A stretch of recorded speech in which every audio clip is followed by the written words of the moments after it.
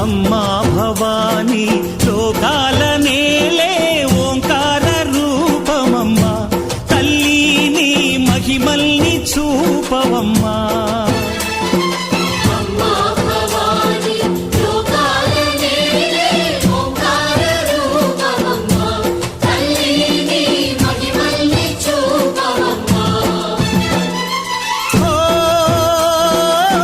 సృష్టికే దీపమా, శక్తికే మూలమా, సింహరథమే నీదమ్మా.